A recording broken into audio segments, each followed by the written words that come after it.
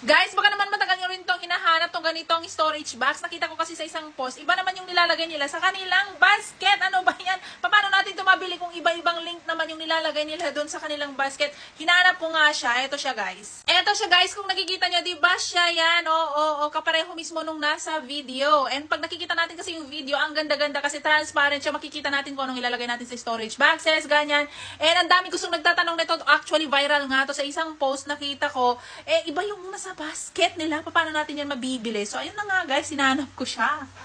Tapos, pag nag-add to cart kayo, marami kayong pagpipilian dyan na kulay. Merong gray 7001, gray 702, and so on and so forth. Merong yellow, merong white. Ayan siya, guys. Marami kayong choices. At yan, yung ranging ng price. 521 to 70. 521.78 to 652.47. 11 sale na, guys. Pagkakataon nyo na to para makabili kayo ng mga ganitong storage boxes nyo kasi discounted lahat ng item ngayong 11 sale. Ilalagay ko na lang dito sa aking yellow basket.